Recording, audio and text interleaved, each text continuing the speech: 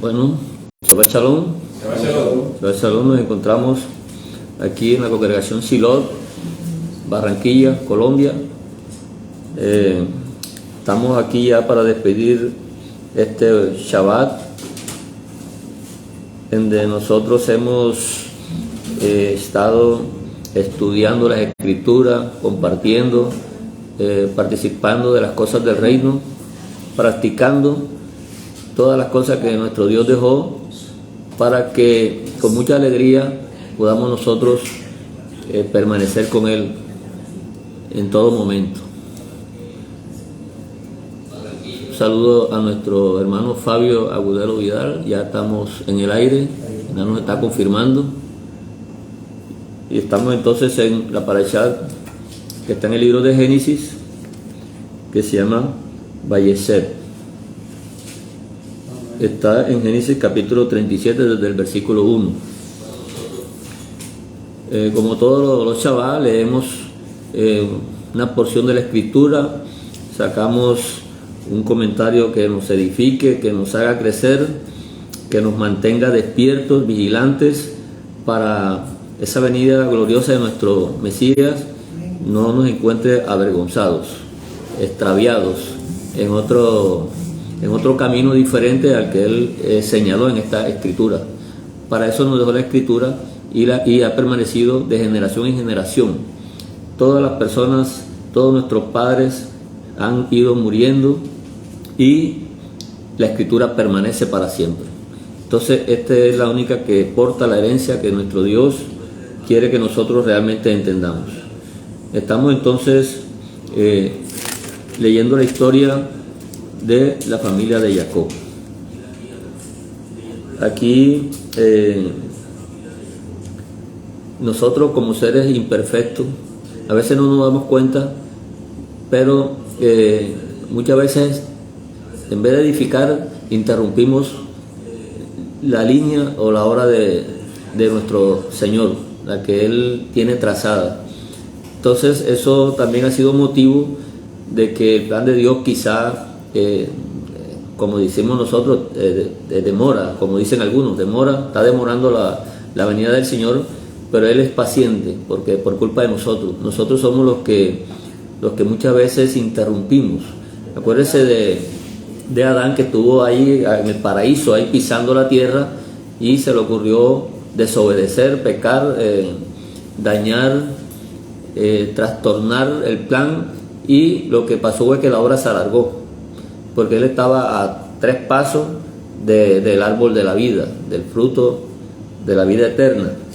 Y entonces, en vez de esperar el momento en que se le diera la orden para comerlo, hizo vuelo contrario. El árbol que dijo Dios no coman, de ese fue que comieron.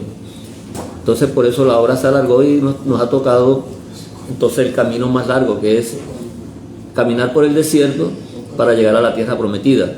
Pero Dios nunca nos ha dejado solos, siempre nos ha acompañado, lo cual nos da mucha confianza, y nosotros sabemos que cada paso que damos es en firme si estamos con el Señor.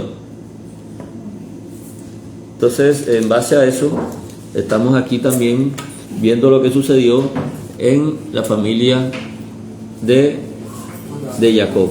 Sabemos que Abraham engendró a Isaac, Isaac engendró a Jacob, y Jacob tuvo entonces 12 hijos. Aquí entonces está la historia de José. Dice el 37:1 que habitó Jacob en la tierra donde había morado su padre, en la tierra de Canaán. De ahí viene el nombre de la parashá, de habitar, porque esa parashá significa que él se sentó Jacob, o sea, habitó ahí. Esta es la historia de la familia de Jacob. José, siendo de edad de 17 años, apacentaba las ovejas con sus hermanos. Y el joven estaba con los hijos de Bila y con los hijos de Silpa, mujeres de su padre, e informaba la mala fama de ellos. Y llamaba a Israel a José más que a todos sus hijos, porque lo había tenido en su vejez, y le hizo una túnica de diversos colores. Algo que no es extraño porque siempre el último hijo, el bebé, el de la casa, es el más consentido. Siempre en toda la familia es lo mismo. Entonces esto no sería extraño. Pero los hermanos de José, dice aquí, viendo sus hermanos, en el versículo 4, que su padre lo amaba más que a todos sus hermanos, le aborrecían y no podían hablarle pacíficamente. Sucede en los hogares. El niño que más quieren los padres siempre lleva a celo a los otros hermanitos y siempre tratan de aborrecer o llegan a aborrecer a ese hermanito más querido. Sucedió que José soñó un sueño y lo contó a sus hermanos y ellos llegaron a aborrecerle más todavía, más lo llegaron a aborrecer. Resulta que uno a veces ve lo que es este asunto de la ira, del aborrecimiento, como si eso fuera un sentimiento o como si fuera un deseo que la persona puede decidir si lo hace o no lo hace. Yo voy a aborrecer o no aborrezco. Pero esa condición está fuera de la decisión humana. Es algo que llega y la persona no sabe en qué momento lo posee. Es una entidad, es una potestad del aire. Eso está totalmente circulando en el aire porque estamos en un mundo corruptible y tiene que ser una potestad que va a destruir, va a oponerse al plan de la continuidad, que es lo que permanece para siempre, que es lo que nos ha dicho la Escritura, que es lo que Dios desde el principio nos viene señalando. Entonces, el problema es que una persona en estado natural está en condiciones de ser poseído fácilmente por esa condición. Es una potestad realmente. No es un estado psicológico, no es un estado para llevarlo donde un psicólogo. Todos los seres humanos están propensos a caer en esa debilidad. Y una vez, y la persona no sabe, una vez que esa entidad está dentro, poseyendo a la persona, se apodera de todas sus funciones, porque incluso los médicos dicen que esto lleva a muchas enfermedades que terminan prácticamente destruyendo la salud de la persona y hasta llevarlo a la muerte. De ahí surgen muchas enfermedades. Entonces, si la persona realmente tuviera la inteligencia, no se preocupara por no tener ese tipo de ira o de condición, ¿verdad? Pero eso está fuera de la decisión humana.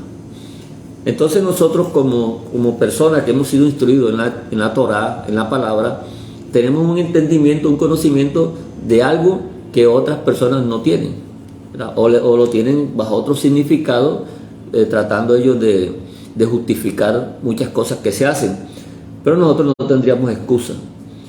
Entonces este es lo que pasó con los hermanos de José. Llegaron a un momento en que si se le pregunta cómo entró esa ira, ese aborrecimiento, ellos no van a saber en qué momento entró. Simplemente no estuvieron vigilantes, no estuvieron guardando y eso entró. Porque el hecho de que el hermano haya soñado un sueño no daba para eso, sino que ya cualquier excusa ya le sirve a una persona que está bajo la conducta de la ira para proceder.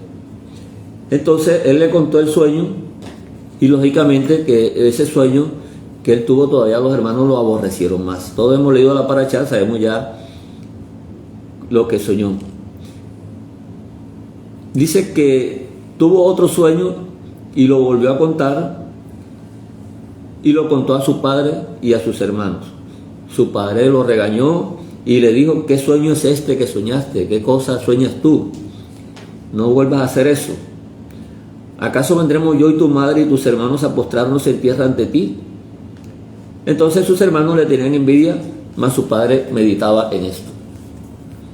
Fíjense, el asunto de solamente sueños no los estaba golpeando, no los estaba quitando nada, y eso le dio motivo para tener ira.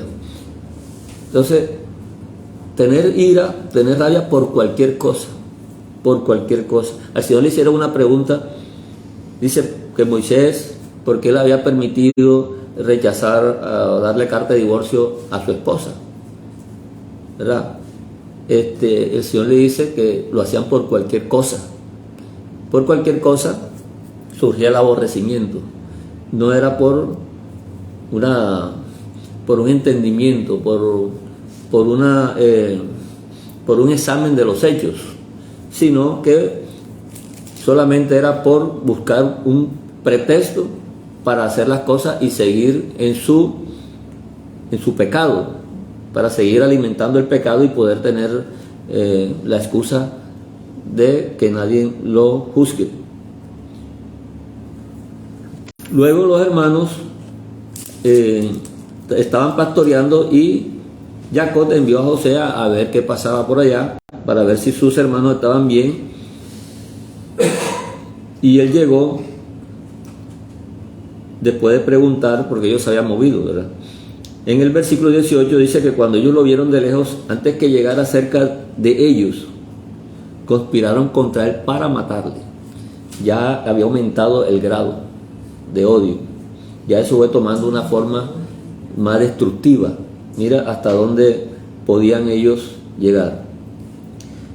Y dijeron el uno al otro: he aquí viene el soñador. Ahora pues venid y matémosle y echémosle una cisterna, y diremos alguna mala bestia lo devoró, y veremos qué será de sus sueños. El mismo pueblo de Israel, ya nosotros con la revelación y el entendimiento sabemos que aquí se está formando la iglesia de Dios, el plan de Dios. Pero ellos, sin saber esto, pues iban a acabar con José. Sin embargo, cuando Rubén oyó eso, lo libró de sus manos y dijo: no lo matemos. Les dijo Rubén: no derramen sangre, échenlo en esta cisterna que está en el desierto y no pongáis manos en él por librarlo así de las manos y hacerlo volver a su padre. Pero ellos no estaban de acuerdo con esto y terminaron echándolo en el pozo y después vendiéndolo a los ismaelitas, porque pensaron que de todos modos no lo matarían, pero se iban a deshacer definitivamente de él. Entonces aquí están lo que vemos nosotros, porque las escrituras comenta estas historias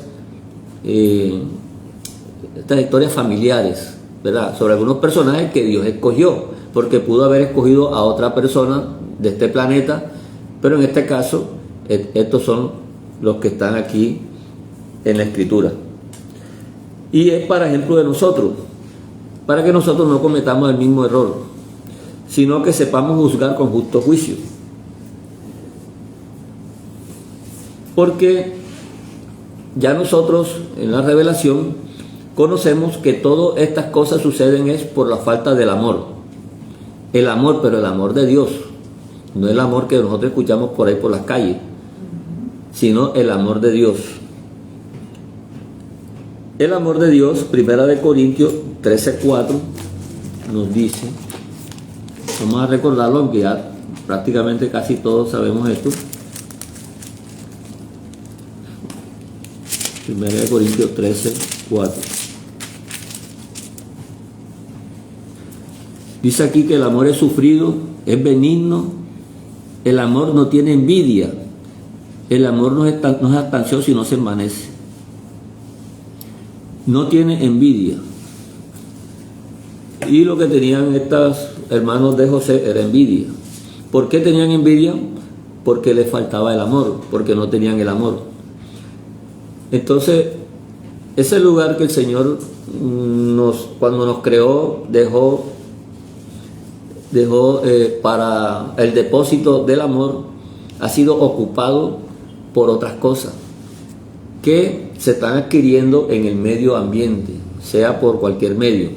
En la época de nosotros acá, que le llamamos moderna, hay todavía más medios, porque en la misma casa hay televisores, hay computadores y hay cosas que los niños están tomando, ¿verdad? Y muchas veces sin los padres darse cuenta. Los malos consejos de los amigos, Cualquier cosa hoy influye, no positivamente siempre en el sentido destructivo, porque el ser humano tiene tendencia hacia el mal. Eso lo dijo nuestro Dios, que su pensamiento es de continuo maldad. Entonces, en el ser humano eso es lo que hay. Cuando usted quiera definir a un ser humano, defínalo así: es un mundo, un pensamiento de maldad, y no hay equivocación. Claro que hay muchas personas que se sienten buenas, como sabemos, muchas personas que incluso dicen que no necesitan buscar a Dios porque eso es para los malos, pues son justos.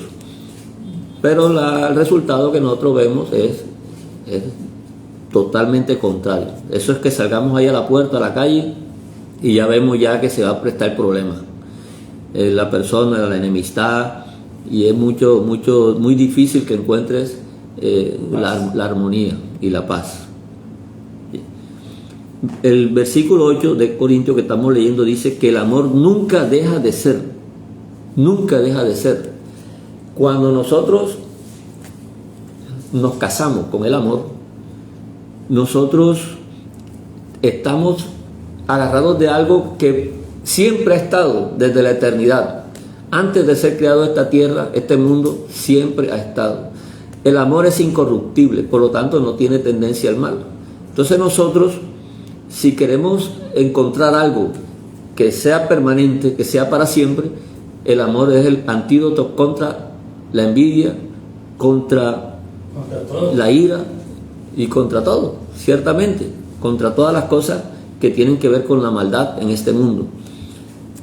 Entonces el amor no se adquiere comprando un paquete de amor, sino que el amor es el resultado y el fruto de estar caminando en él. Y sabemos que el amor es nuestro Dios.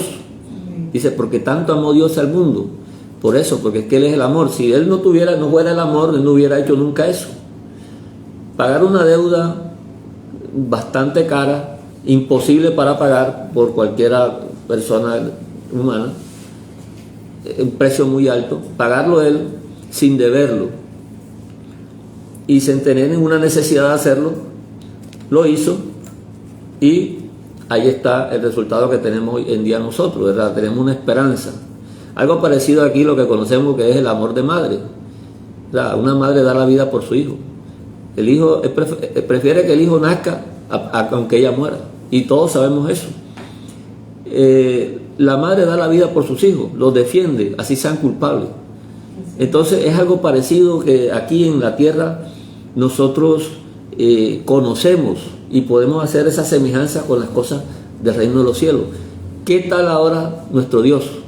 Si aquí en la tierra observamos esas cosas, ¿qué tal ahora en los cielos?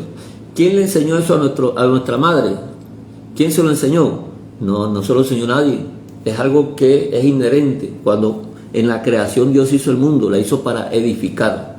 Ella edifica, ella construye, ella está pendiente, está vigilando el hogar. Cuando el hombre está distraído, ocupado, trabajando en otras cosas, aunque la mujer trabaje también, ella no deja pendiente qué está pasando en el hogar, la casa, los hijos, incluso con el esposo, qué le falta, qué necesita. Es algo que no entendemos. ¿Cómo podríamos nosotros entender eso? No hay ninguna explicación. Simplemente esas cosas suceden y las vemos. Entonces esas son las cosas de nuestro Dios. ¿Por qué murió Él en la cruz?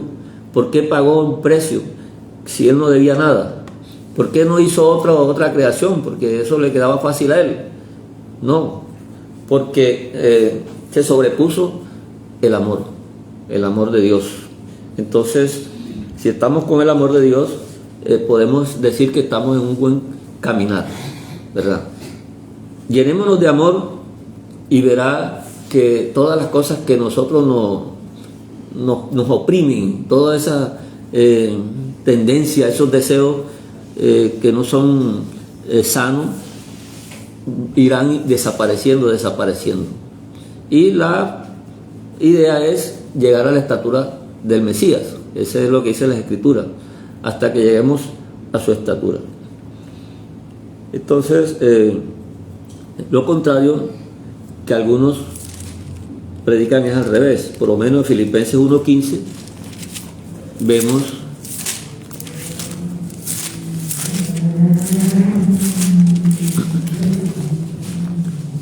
aquí Filipenses.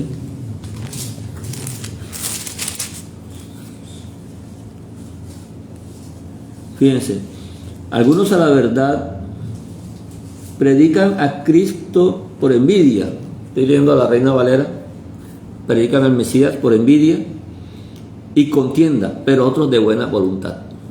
De buena voluntad, y uno se da cuenta que hay unos que toman la escritura para discutir y para señalar a otras personas porque no saben una u otra cosa, y usan las redes para eso, para decirle un poco de cosas a una persona que de pronto está tratando de aprender las escrituras, está comenzando y está para que le enseñen.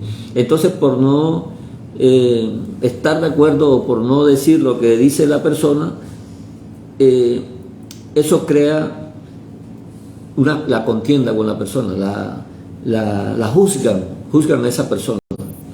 Entonces esos hermanitos que están, dice la escritura, son hermanitos débiles, porque hay otros hermanos fuertes, los que tienen más tiempo. Esos hermanos débiles tenemos es que nosotros sobrellevarlos y instruirlos como ellos merecen. ¿Cierto? Si uno tiene una escuela de niños, es diferente a si tiene una escuela de adultos. A los niños los atiendes como niños y no los puedes tratar como adultos, porque eso no está bien. Pero entonces, el Evangelio es para predicar el amor, no la discusión y la contienda y estar mirando si la otra persona se equivocó y estarlo juzgando por eso. Eso lo vemos totalmente en las redes, cada rato lo vemos, y es necesario que esos hermanos que hablan del amor sepan estas cosas, porque es posible que lo hayan hecho sin la intención, ¿verdad? Pero sí es preferible llenarnos del amor. Entonces aquí en la paraxá seguimos viendo la historia de la familia de Jacob. Qué bonita familia, los hermanos matando a José. Y fíjense ustedes que Dios no deja nada encubierto, dice las cosas que son, para que nosotros veamos qué es lo natural en este mundo, qué es lo natural. No es porque tengamos una escritura bajo las manos, ya somos perfectos. No, tenemos que estar vigilantes. Así vemos cómo desde antes de que estas cosas sucedieran, y desde antes que Moisés diera las leyes, aquí hay muchas cosas que nos están mostrando que ya había obediencia. Las leyes que dio Moisés son las mismas que dio Dios, porque Dios las dio por medio de Moisés, ¿cierto? Acuérdate que Él no se puede acercar a los seres humanos porque quedamos enseguida desintegrados, y la forma que Dios ha encontrado es precisamente que se alejó. Él se alejó del Edén precisamente por eso, no necesariamente que echó porque nosotros pensamos, no, que Él lo echó del paraíso, sino que Dios fue el que se alejó y lo sacó del lugar santo para que no fuera destruido, mientras hacía esa promesa, esa condición, para que Él más adelante pudiera tener esa esperanza. Entonces no es que Dios sea malo, ni es que Dios nos esté apartando ni nada, sino que Él no puede acercarse a nosotros porque estamos en una condición, un cuerpo que es destructible por la gloria de Dios, hasta que nos cambie este cuerpo para poder ya estar frente a Él. Entonces Él envía las leyes por medio de ángeles, ¿cierto? La palabra ángel significa mensajero.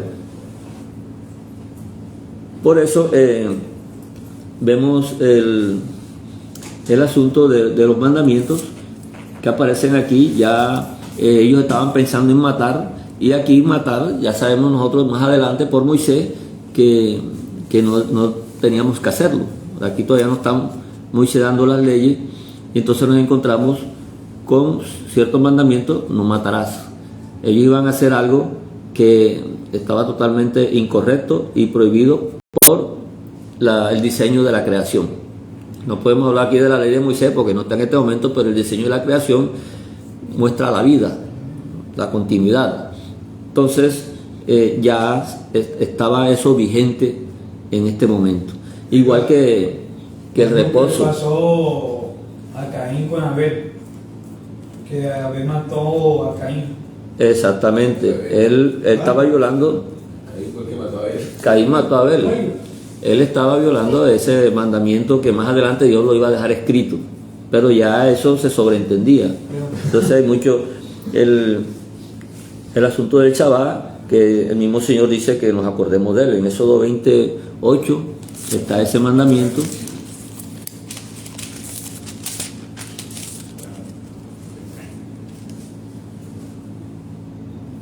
Dice: acuérdate del día de reposo para santificarlo. Incluso el día de reposo no se guarda porque hay una ley, se guarda para recordarlo, que dice el versículo 9 que 6 días trabajarás y harás toda tu obra, mas el séptimo día es reposo para el Señor tu Dios. No hagas en él obra alguna, ni tú, ni tu hijo, ni tu hija, ni tu siervo, ni tu criada, ni tu bestia, ni tu extranjero que está dentro de tus puertas. Porque en 6 días hizo el Señor los cielos y la tierra y el mar y todas las cosas que en ellos hay, y reposó en el día séptimo. Es el séptimo. Hay que recordar que es el séptimo. Por tanto, el Señor bendijo el día de reposo y lo santificó. Fíjense que ya esos mandamientos ya existían, no necesariamente fueron escritos para que existieran. La ley no fue escrita para que existiera, la ley ya estaba escrita en el diseño de la obra de Dios. Entonces todas estas cosas estaban ya prácticamente dichas y eran enseñados de generación en generación, y llegó a nosotros. Así que de pronto, si no nos llegó, como dice ahí alguno que son los de la ley y los otros que no son los de la ley no incumbía, porque nosotros podíamos haberla heredado desde otra fuente, ¿cierto? Entonces que hay unos que son oidores, olvidadizos, y hay otros que oyen y hacen la palabra.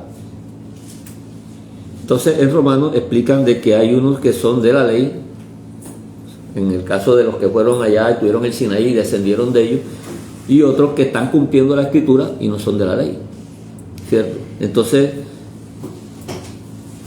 la ley siempre ha estado, no es porque la haya dado Moisés.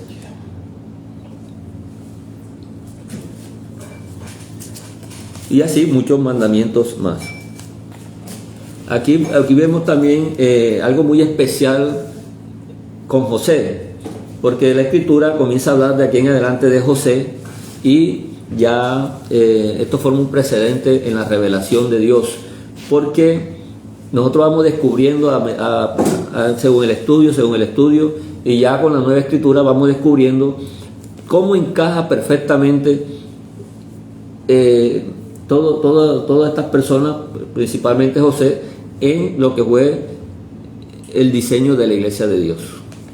Ya, Dios diseñó su iglesia, pero antes de diseñarla Él está dando unas pautas aquí para que viéramos cómo vino y cómo llegó, como llegó Jacob. Jacob llegó cojo a Peniel, porque ahí cuando la luz brilló. O sea, que si podemos ver que, como dice Pedro en la escritura, que estamos como cuando está la aurora de la mañana hasta que resplandezca, ¿verdad?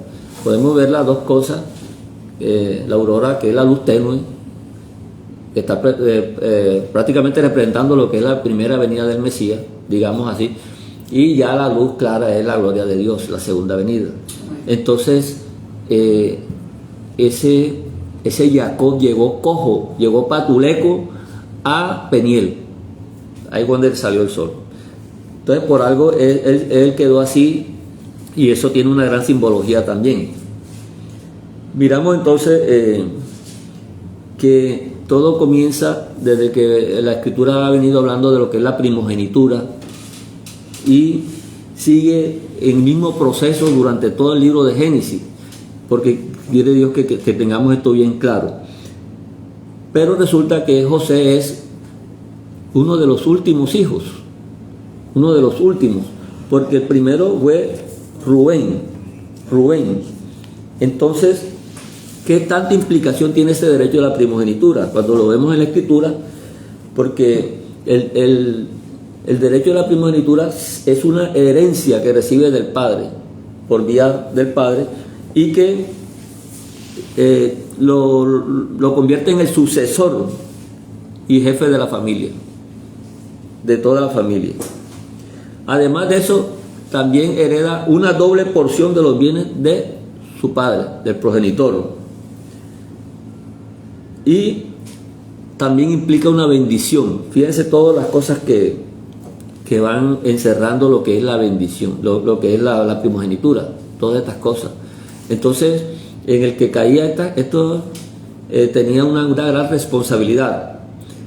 Sabemos que Esaú vendió la primogenitura, lo que quiere decir que sí se podía vender la primogenitura, era algo negociable.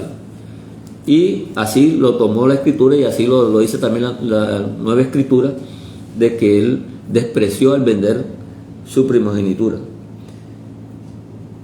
Pero vemos aquí que el primero es Rubén. Rubén es el primer hijo de Jacob. Acordémonos de eso, que el hijo mayor de José perdió la primogenitura también. Y resulta, Primera de Crónicas 5:1, vamos a buscarlo. Primera de Crónicas 5:1.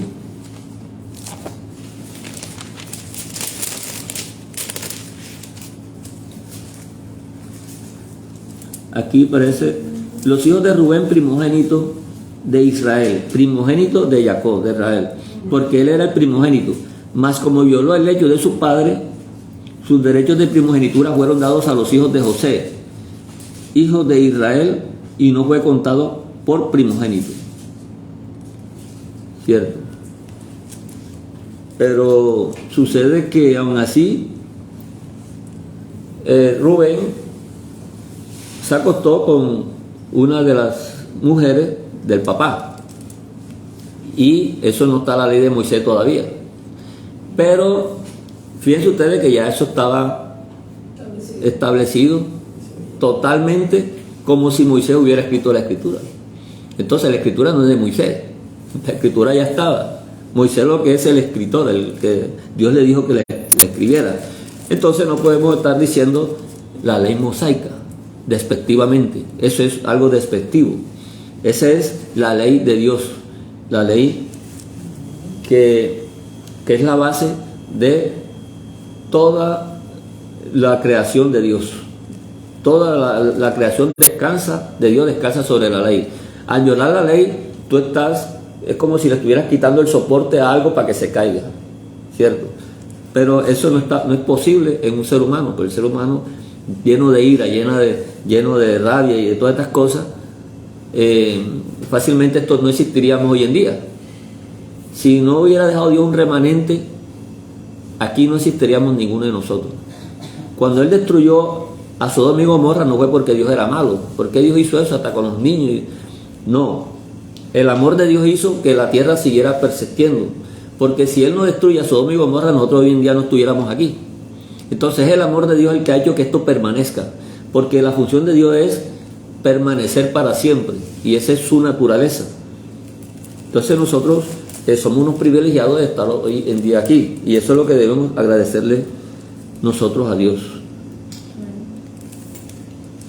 Por eso entonces Rubén no heredó ese derecho de primogenitura.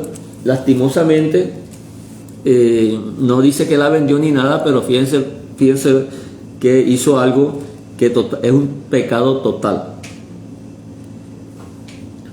Entonces los derechos fueron dados a los hijos de José. O sea, no fueron dados ni siquiera a José, porque acordémonos que Jacob ya iba a morir, y cuando el padre va a morir, él llama a su hijo para imponerle la mano, como hizo Isaac con Jacob, que la bendición recayó sobre Jacob. En este momento Jacob hubiera podido llamar a José, pero resulta que José ya tenía 2 hijos, y sobre estos 2 hijos fue que él impuso la mano. Esto está por acá más adelantico, aquí en Génesis 48. Dice que ya José se había enterado de que Jacob estaba enfermo. Aquí en el 48:1 sucedió después de estas cosas que dijeron a José: he aquí tu padre está enfermo. Y él tomó consigo a sus 2 hijos, Manasés y Efraín, los que le nacieron en Egipto. Entonces se le hizo saber a Jacob, diciendo: he aquí tu hijo José viene a ti. Entonces se esforzó Israel y se sentó sobre la cama. Los hijos estaban pendientes. O sea, el que comprende el plan de Dios, el que comprende la escritura, el que está sentado sobre esas bases, no deja pasar algo por alto. José no se sentó, y eso que estuvo todo ese tiempo en Egipto, donde una persona está en otra nación, lo primero que hace es que se le olvida hasta el idioma y comienza ya con otras costumbres. Y José no es el caso. Entonces él dice en el versículo 13, capítulo 48, versículo 13, dice: y los tomó José a ambos, Efraín a su derecha, a la izquierda de Israel, y Manasés a su izquierda, a la derecha de Israel, y los acercó a él. Entonces Israel extendió su mano derecha y la puso sobre la cabeza de Efraín, que era el menor, y su mano izquierda sobre la cabeza de Manasés, ¿verdad? Así cruzó sus manos, pues Manasés era el primogénito. Manasés era el primogénito de los 2. Y sigue el mensaje de Dios, que aquellos que están detrás de primogenituras y estas cosas, eso está en el poder de Dios. Aquí Jacob cruzó sus manos, y José se disgustó, incluso iba a cambiarle las manos al padre, y el padre dijo: no, déjalo así. Aquí en el versículo 18, y dijo José a su padre: no así, padre mío, porque este es el primogénito, pon tu mano derecha sobre su cabeza. Mas su padre no quiso, y dijo: lo sé, hijo mío, lo sé, también él vendrá a ser un pueblo. Él vendrá a ser un pueblo. Entonces en la escritura estamos viendo que ya el nombre de José comienza a tomar una forma más amplia, pero José muere y quedan sus hijos, que son los herederos, y este es el nombre que vamos a encontrar muchas veces en los profetas. Este es el nombre poético de la iglesia, de Dios, en función de la iglesia, porque la iglesia va a tener las 12 tribus, ¿verdad? Pero van a tener una división, y una de ellas se va a llamar la casa de David o la casa de Judá, y la otra se va a llamar la casa de José o la casa de Efraín, según el contexto. Entonces estos son los nombres poéticos que aparecen en la escritura para definir lo que es la estructura, cómo se gestó la iglesia y cuáles son las circunstancias y las consecuencias que nosotros estamos afrontando hoy o estamos nosotros viviéndolas. Entonces, siendo Rubén el mayor, pues hubieron otros hijos. Estaba Simeón, que era el segundo, y estaba Leví, ¿verdad? ¿Por qué no entonces pasó la primogenitura a ellos? Aquí en Génesis 49, 5,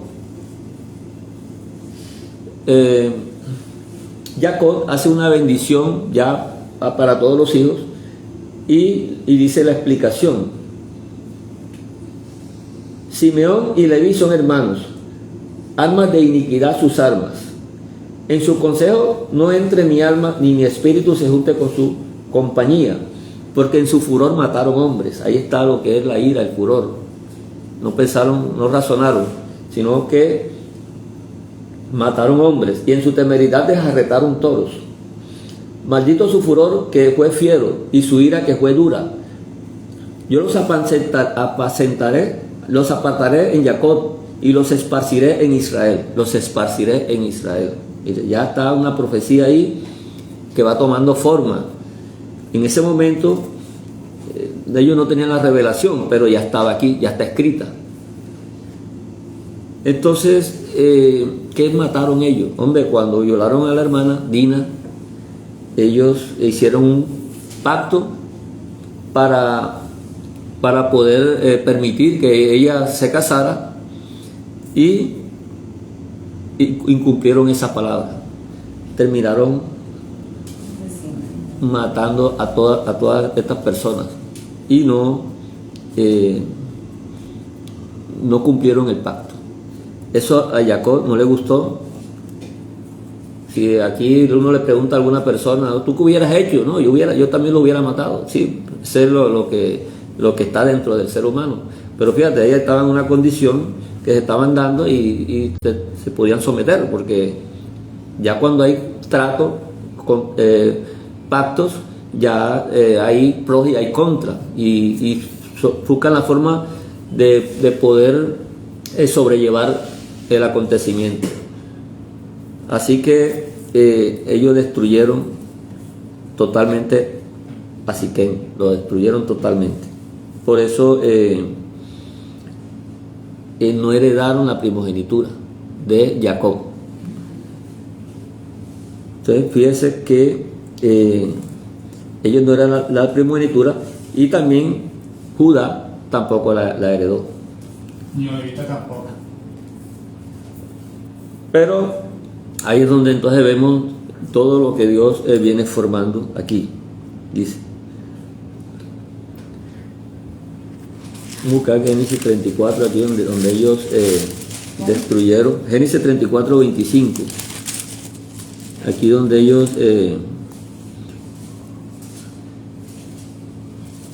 ellos vienen y atacan a Siquén.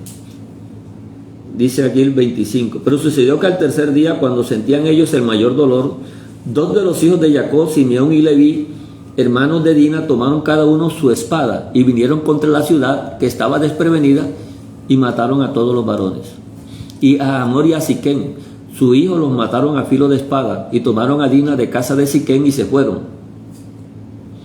Y los hijos de Jacob vinieron a los muertos y saquearon la ciudad, por cuanto habían amancillado a su hermana.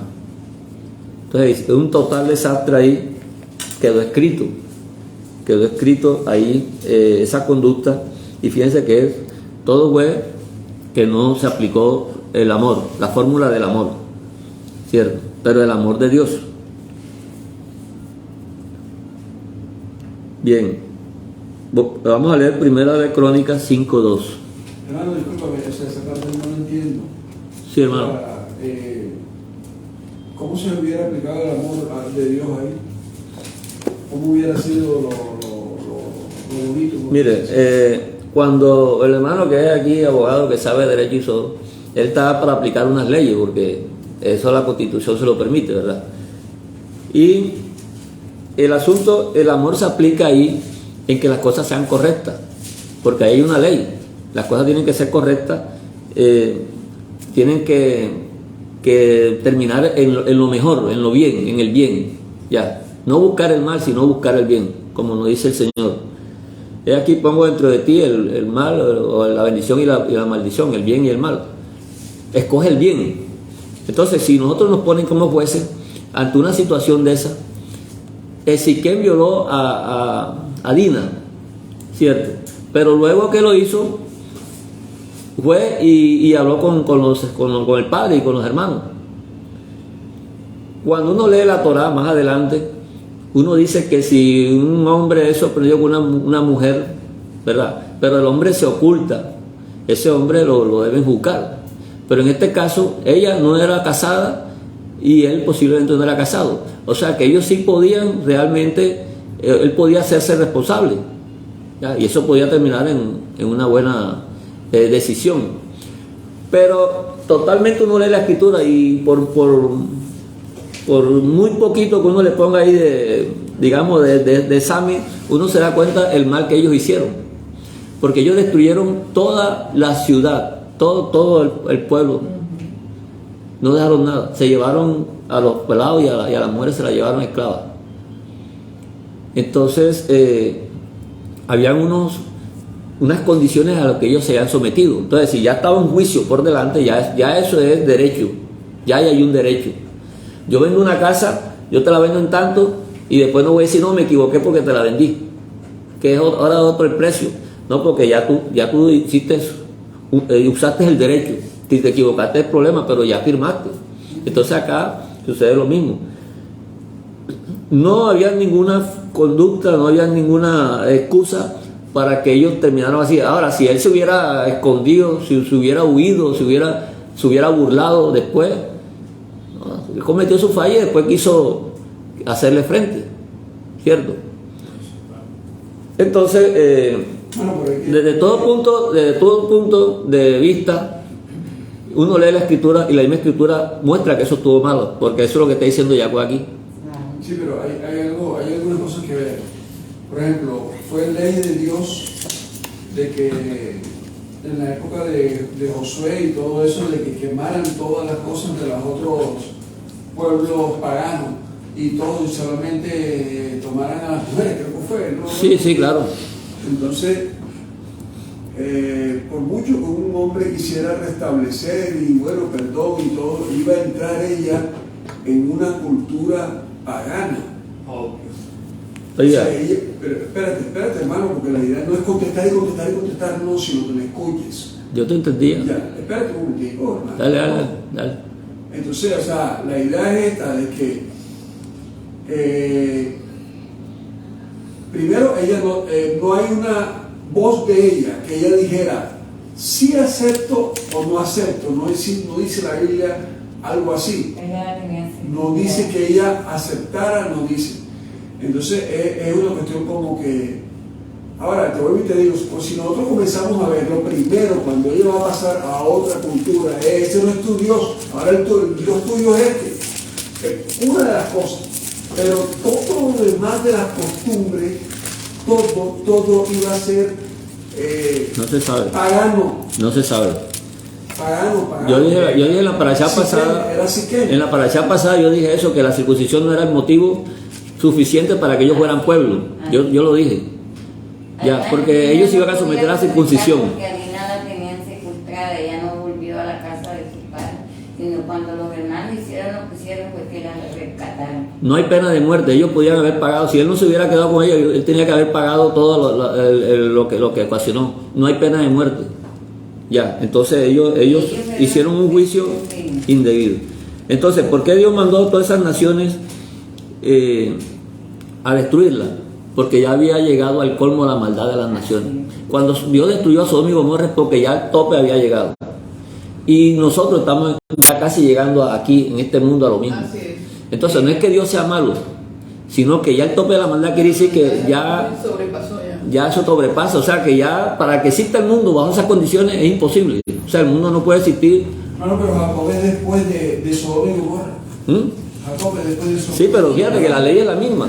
La ley es la misma. Todo.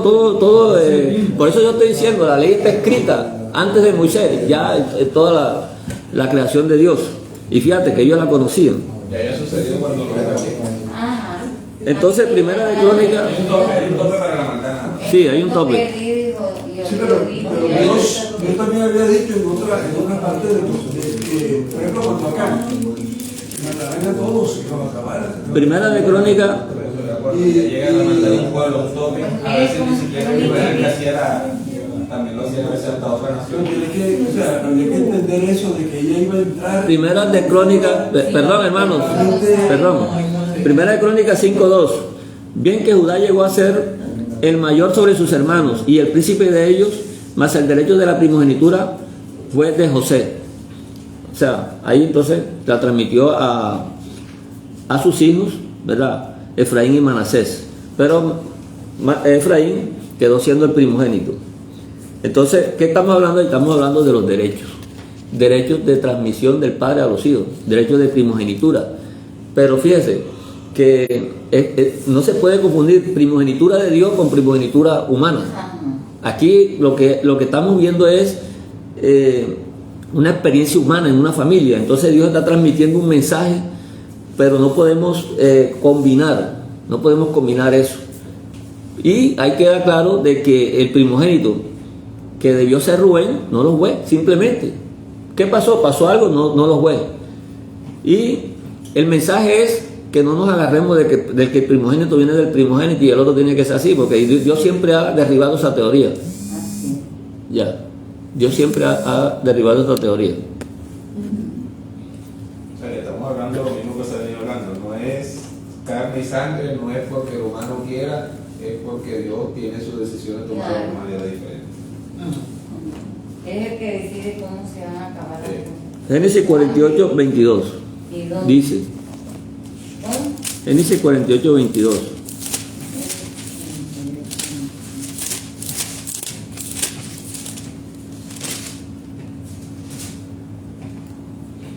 En el 21 dice: y dijo Israel a José: he aquí yo muero, pero Dios estará con vosotros y os hará volver a la tierra de vuestros padres. Y yo te he dado a ti una parte más que a tus hermanos. ¿Cómo es Génesis? ¿Qué hermano? Disculpe. Génesis 48, 21 y 22. Ajá. Y yo te he dado a ti una parte más que a tus hermanos, la cual tomé yo de la mano del amorreo con mi espada y con mi arco. Entonces, ahí está la doble bendición que le tocó a José. O sea, que de todos los hijos, el menor, uno de los menores, que fue José, el que fue vendido, el que fue despreciado por sus hermanos, tuvo la primogenitura, tuvo todo lo que el Señor lo que es la bendición, lo que es la doble porción de la herencia y todo lo que está concerniente según el derecho de ellos para recibir.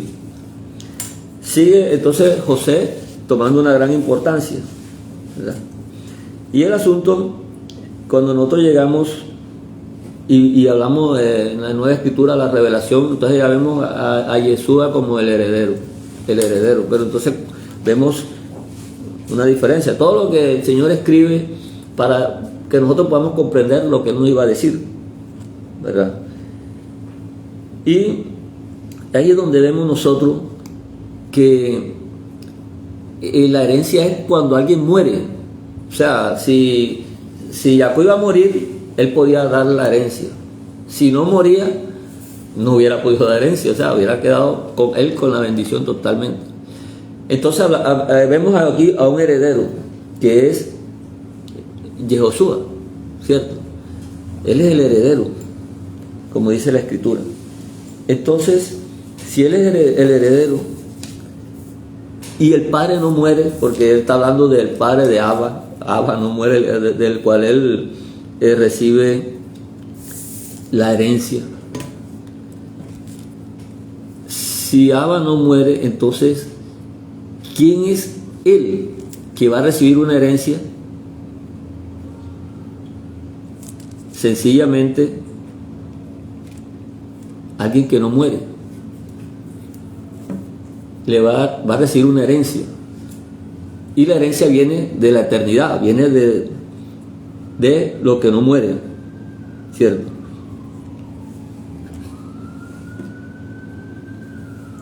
Fíjense, Hebreo 1.2.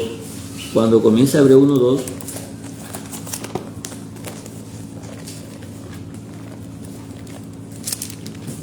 rápidamente, comienza este libro, interesante libro, que da una cantidad de explicaciones que nos aclaran todo lo que tenemos en la mente. Dice, Dios, habiendo hablado muchas veces y de muchas maneras en otro tiempo a los padres por los profetas, en estos postreros días nos ha hablado por el Hijo, a quien constituyó heredero de todo y por quien asimismo hizo el universo. El que constituyó heredero de todo. Dios no es un nombre. Sabemos que la palabra Dios, Elohim, se está refiriendo a todos los atributos. Es como decir, por lo menos, a una persona hoy en día, ese es Ese es un hijo de la poesía. Él es un hijo de la poesía, un poeta. Entonces, la poesía no es que sea el papá, el padre o que sea otra persona, sino que está refiriéndose a esos atributos, ¿verdad? La persona puede inspirarse porque tiene algo que no tienen los demás. Entonces, es un poeta, es un hijo de la poesía. Y así podemos oír ese término muchas veces en nuestra vida, porque eso totalmente, así es la escritura.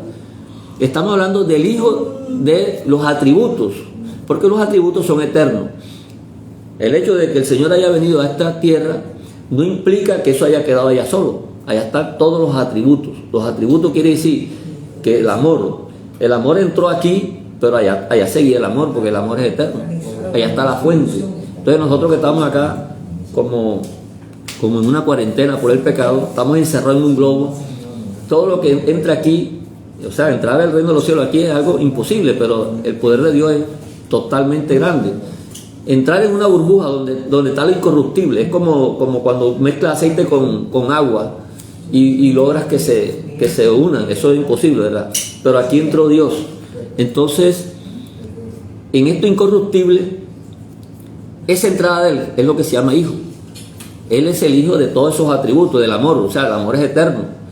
Entonces aquí entró el amor y lo vimos en presencia, como dicen los apóstoles. Lo que hemos visto, lo que hemos oído, lo que palparon nuestras manos, lo tocamos. No es que era algo filosófico, sino que era algo palpable.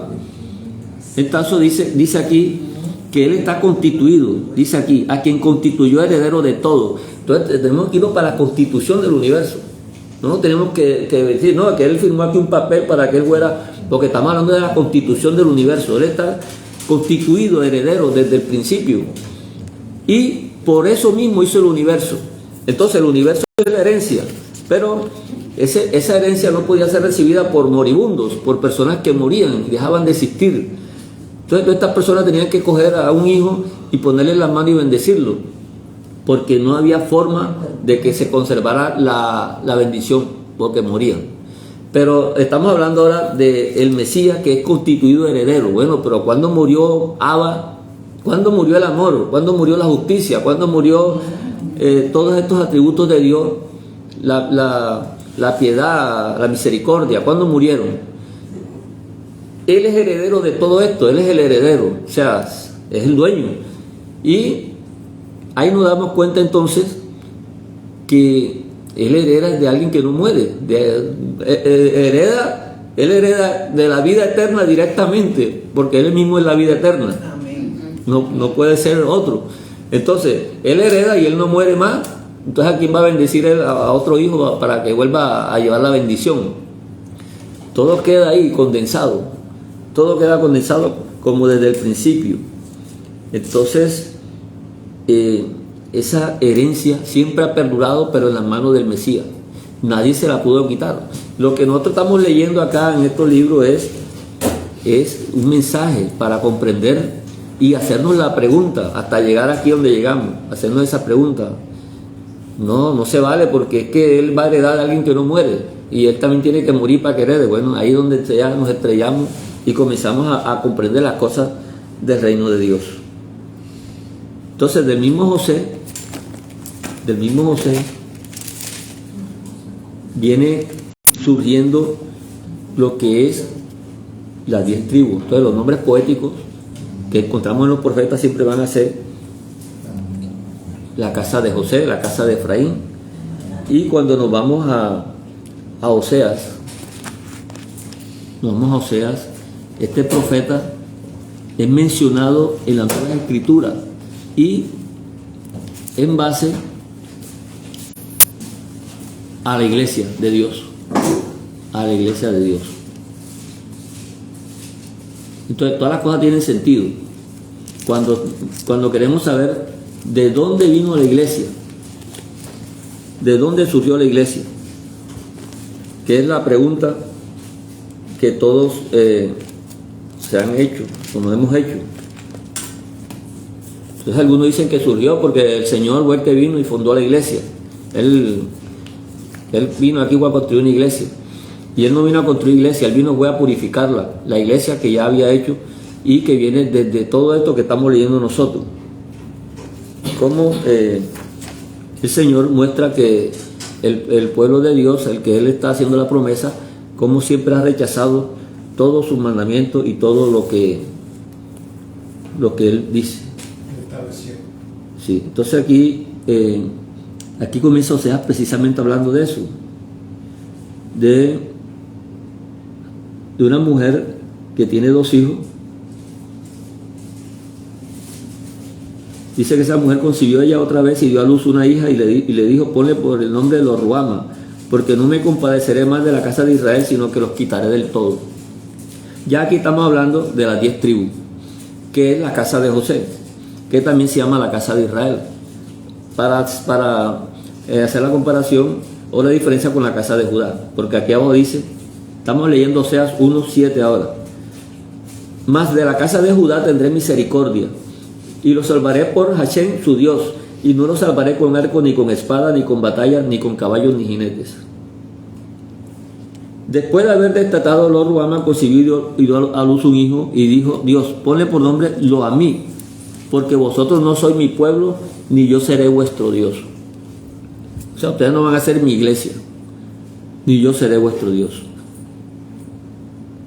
Con todo, será el número de los hijos de Israel como la arena del mar, que no se puede medir ni contar. Y en el lugar en donde les fue dicho: vosotros no sois pueblo mío, les será dicho: sois hijos del Dios viviente. Para que eso suceda, tiene que ser que algo desapareció y volvió a ser hecho de nuevo. Es lo que se llama el nuevo nacimiento. Aquello que ya no fue, ahora lo voy a hacer. Y le voy a llamar, les será dicho: sois hijos del Dios viviente. O sea, ustedes van a volver a vivir. Están muertos en delitos y pecados, pero van a volver a vivir. El versículo 11 dice entonces que se congregarán los hijos de Judá y de Israel, y nombrarán un solo jefe, y subirán de la tierra, porque el día de Jezreel será grande. El día de Jezreel es una composición de 2 palabras. Es una composición de 2 palabras, que tiene la palabra Sará, que es sembrar, y la palabra El, que es Dios. ¿Cómo será grande? Eso se refiere es al Mesías, el día del Mesías. Él sembrará, Dios sembrará, ¿cierto? Y ya comienza entonces el profeta a hablar de un juicio de lo que va a pasar con la iglesia en el futuro. Eso no es indiferente para nosotros, porque eso está en Romanos 9:26. Romanos 9:26. Aquí hacen alusión a esto.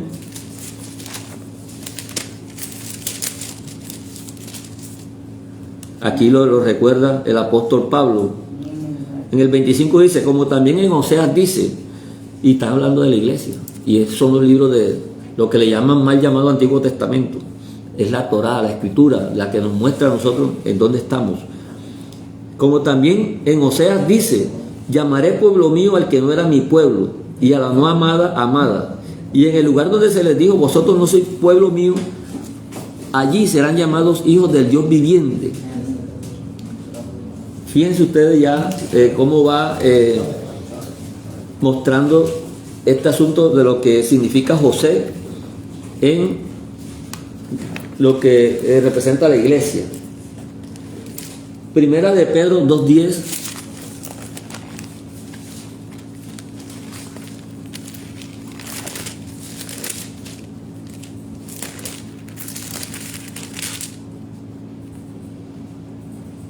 Dice: vosotros que en otro tiempo no erais pueblo, pero que ahora sois pueblo de Dios, que en otro tiempo no habías alcanzado misericordia, pero ahora habéis alcanzado misericordia.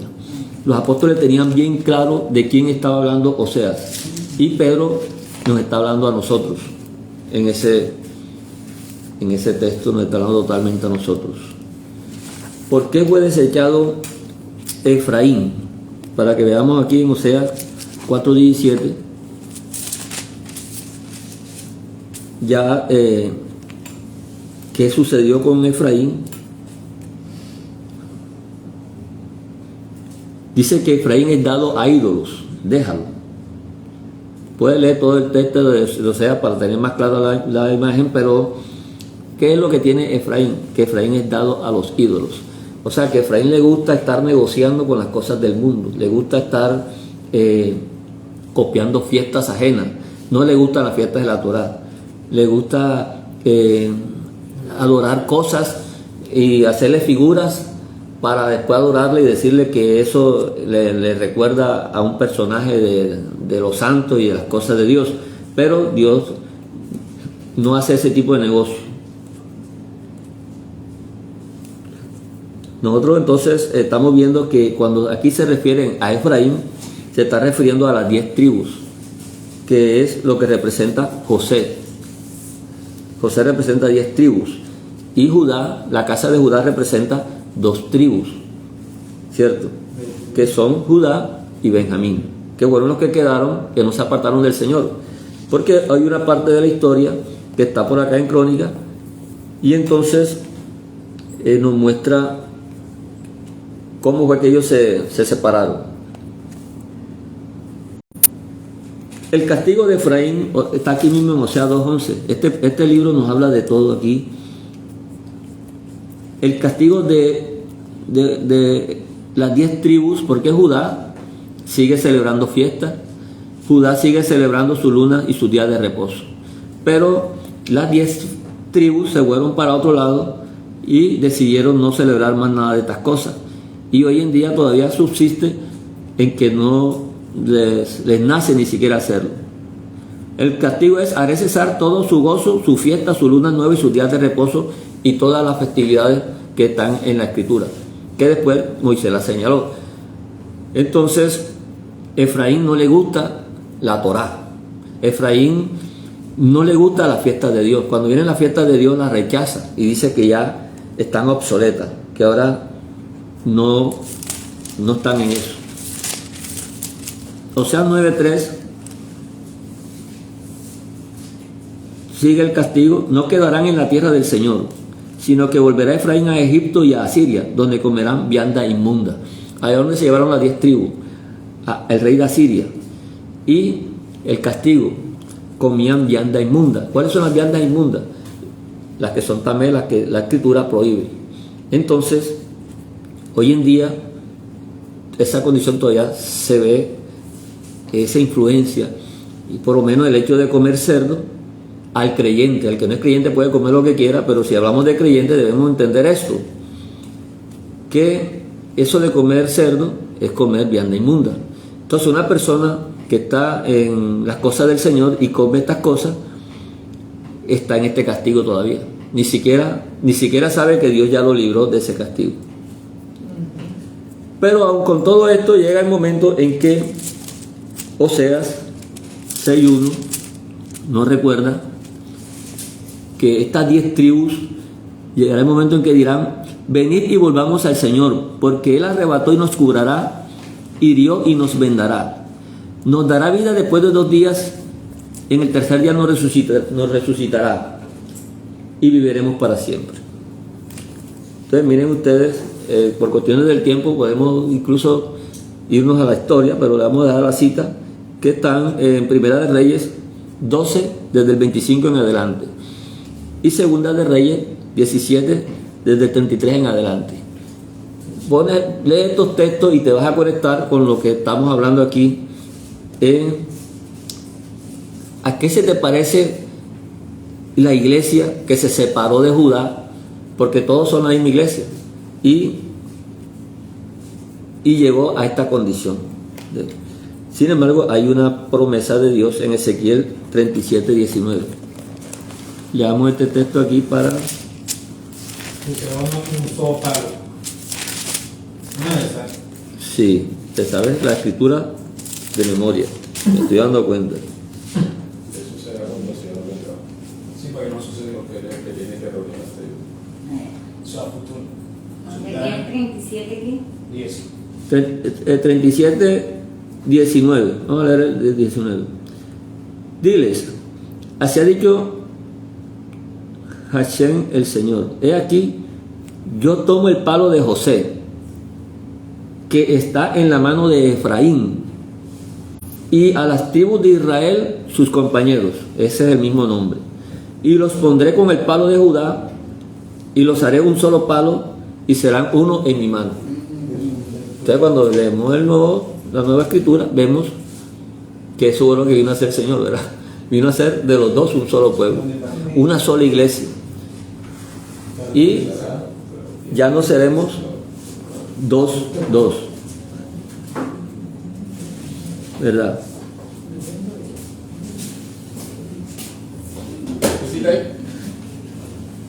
Estamos leyendo Ezequiel 37.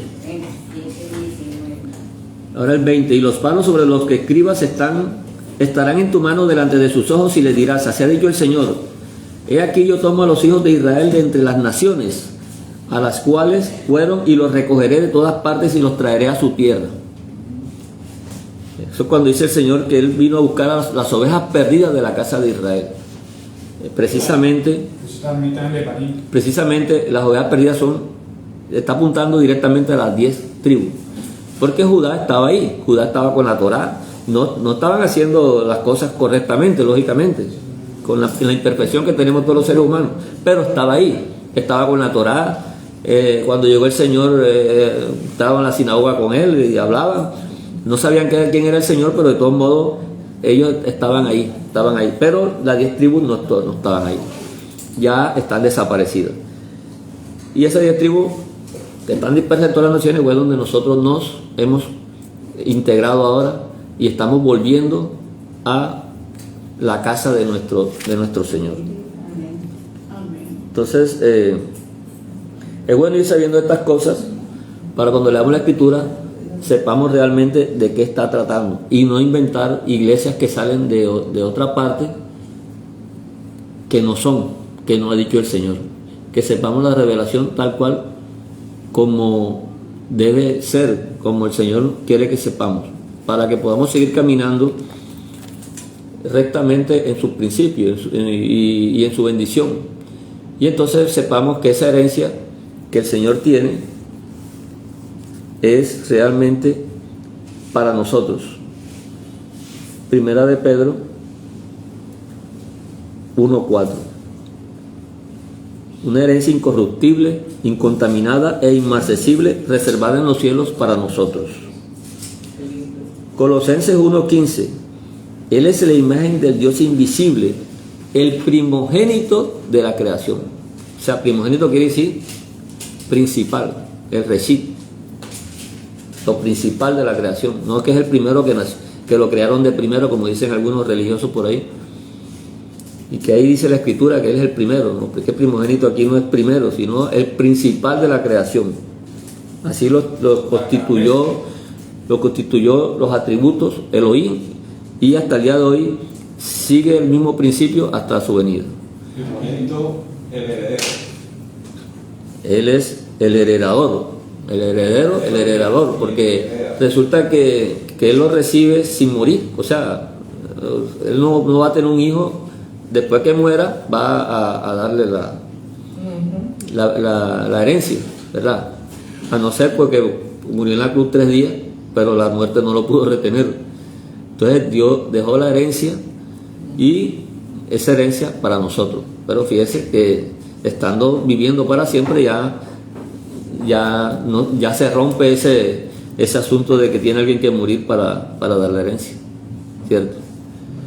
Bueno, hermano, entonces bendiciones para todos de parte de nuestro Dios. Espero que sigamos ahí en el camino, que no nos dejamos mover ni de derecha ni izquierda, hermano. Estamos en una época en que Efraín todavía le gustan estas fiestas, esta Navidad, estas cosas. Esto es de Efraín, esto no es de la Escritura. Y mucho cuidado en que se nos mueva el piso y se nos ocurra estar en estas cosas todavía, cuando ya hemos recibido la revelación. Bien, hermanito, una bendición para todos. Shabbat Tov. Shabbat Tov.